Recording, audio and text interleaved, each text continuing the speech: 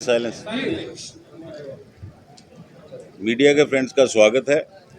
इससे पहले कि मैं आज के विषय पे कुछ बोलूं, मेरी आप सब लोगों से अपील है, क्योंकि लास्ट ईयर हमने प्रेस कॉन्फ्रेंस की थी जुलाई में और एक्सपोज की थी कि कैसे 2023 की रिगिंग एक्सपोज की गई।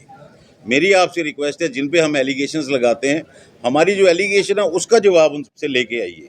वो एलिगेशन पे कुछ नहीं बोलते, मुद्दे से हट के बातें करते हैं, तो इसलिए मेंबर तक सही बात पब्लिक तक नहीं पहुंचती।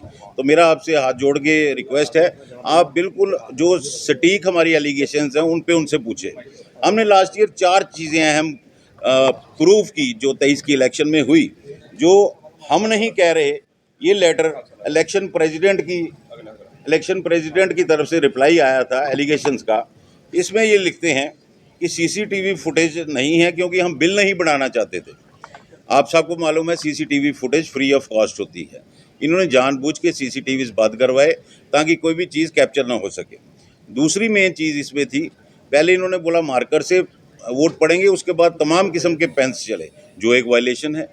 तीसरी चीज़, इन्होंने अपने कंटेस्टेंट्स के रिश्तेदार और अपने दोस्तों को ही पोलिंग एजेंट्स और काउंटिंग एजेंट्स बनाया। और उसके बाद इन्होंने 10 आदमी इन वायलेशन ऑफ कॉन्स्टिट्यूशन, जो इन्फ्लुएंशियल मेंबर्स हैं other than election team, constitution को वायलेट करते हुए उनको पोलिंग हॉल में बिठा दिया टू इन्फ्लुएंस वोटर्स। तो ये चारों चीज़ें साबित करती हैं कि पोल्स रिग हुए। हम कोर्ट में अपनी संस्था को नहीं लेके जाते हैं। श्री राम साय के टाइम भी यही मेरे ऑपोजिशन वाले कोर्ट में गए थे और 2020 में भी ये कोर्ट में गए थे। लेकिन मैं इस सब चीज़ों को पहले तो रजिस्ट्रार ऑफ सोसाइटीज़ के ऑफिस में दे चुका हूँ, क्योंकि वो कस्टोडियन है ऑल दी सोसाइटीज़ के, और चैम्बर का कॉन्स्टिट्यूशन जो है रजिस्टर्ड है। चौंका देने वाली बात है कि 3 नोटिस देने के बाद भी रजिस्ट्रार ऑफ सोसाइटीज़ को चैम्बर की तरफ से एक भी जवाब नहीं आया। कि उन्होंने बोला आप अपनी एग्जेक्टिव की लिस्ट दें और बाकी जो डिटेल्स हमने मांगी थी। जब एग्जेक्टिव कमेटी ही नहीं है, that means chamber of commerce को इलीगली चलाया जा रहा है। अब लास्ट नोटिस जो ये देखिए 7 तारीख का लास्ट शो काज नोटिस है, ये दिया है रजिस्टर ऑफ कंपनीज के ऑफिस से, और 11 तारीख तक इनको जवाब देना है, नहीं तो वो एज पर रूल्स एक्शन करेंगे। कुछ अफवाहें फैलाई जा रही हैं कि हम ये लिख रहे हैं वो लिख रहे हैं। लिखना हमारा फ़र्ज़ है, क्योंकि संस्था को हमको बचाना है। क्योंकि मैं आपको पुराना उदाहरण दूं, 2014 में मैं आया तो मैंने देखा ये तो 20 साल का किराया भी नहीं दिया इन्होंने जेडीए को, असल पेमेंट नहीं दी, 47 लाख रुपए इंटरेस्ट चढ़ गया। तो इनकी जो इस टाइप की बातें हैं, इससे संस्था का बहुत नुकसान होता है और हर मेंबर को इस चीज़ का लॉस होता है। उसी को देखते हुए हम सिर्फ इंश्योर करना चाहते हैं।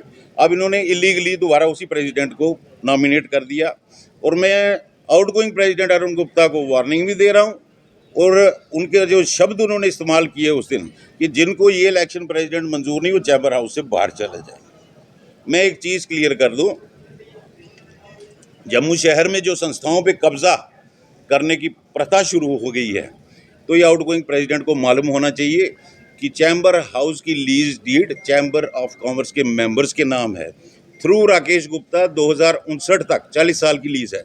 वो चश्मा पहन के एक बार देखें, और किसी भी मेंबर को, आदमी को ये मत बोलें कि बाहर चले जाओ। हर इंसान को राइट है प्रोटेस्ट करने का। और ऐसा क्या है कि सिर्फ उसी प्रेसिडेंट को दोबारा लाना जिसके ऊपर इतनी एलिगेशंस लगी? ये एक और सबूत है। रजिस्ट्रार ऑफ सोसाइटीज़ में इन्होंने देनी थी अपनी general body with 7 minimum members, 6 तो ऑफिस बेरर है, उसके नीचे 7वां फिर वही इलेक्शन प्रेसिडेंट शिव प्रताप गुप्ता। तो ऐसा क्या नज़दीकी है कि इनको 3000 आदमियों में और कोई सक्षम नज़र नहीं आता? हमारी सिंपल डिमांड है neutral president, neutral polling staff. अब ये चाहे इलीगली इन्होंने किया है, लेकिन हम इलेक्शन प्रोसेस को रोकना नहीं चाहते। As responsible members of chamber already वो डिले हो चुकी है। हम सिर्फ चाहते हैं, जो प्रशासन को, रजिस्ट्रार को लिख रहे हैं, कि कोई ना कोई इनके ऊपर सुपरविजन के लिए बैठे। और ये बार बार जो बोलते हैं, पिछली बार मैजिस्ट्रेट था, पुलिस था, इनको इतनी अंग्रेजी समझ आनी चाहिए, प्रेजेंस और सुपरविजन में फ़र्क होता है। They were present to ensure law and order. वो इंटरफियर नहीं कर सकते थे कि प्रोसेस भी क्या हो रहा है। और हमारी ये पुरजोर कोशिश जारी है कि हमें प्रशासन से कोई ना कोई इंसान चाहिए जो ऊपर सुपरवाइज करे, ताकि इलेक्शंस फेयर हो। हमारी ऐसी कोई मंशा नहीं है कि हम किसी का नुकसान करें। ये तोड़ मोड़ के लफ्ज़ बोलते हैं, क्यों कंप्लाई नहीं करेंगे तो रजिस्ट्रेशन पे तो सवाली निशान लगेंगे। Societies act over rules constitution of the chamber act. तो ये इन सब चीज़ों को मद्देनज़र रखते हुए मैं आपके माध्यम से एलजी प्रशासन को भी अपील कर रहा हूँ और तमाम अपने मेंबर्स को भी अपील कर रहा हूँ कि आप बातों को समझिए, इनकी झूठी बातों में मत आइए। इनका झूठ का पटारा खत्म हो चुका और हमारा भी सब्र का बांध अब टूटने वाला है। गुप्ता साहब, जिस तरह से फिर से दोबारा वही इलेक्शन कमीशन को नियुक्त किया गया, आपको लगता है फिर से जो फेयर एंड जो है इलेक्शन होंगे? नहीं होंगे। हम ऑलरेडी उनको प्रूव कर चुके हैं कि इन्होंने रिगिंग की है इन नेक्सस विद सिटिंग टीम, तो कैसे वो होंगे। इसीलिए हम इंश्योर कर रहे हैं और प्रशासन को बोल रहे हैं किसी को इस पूरी प्रोसेस को सुपरवाइज करने के लिए इनके ऊपर कोई ना कोई होना चाहिए।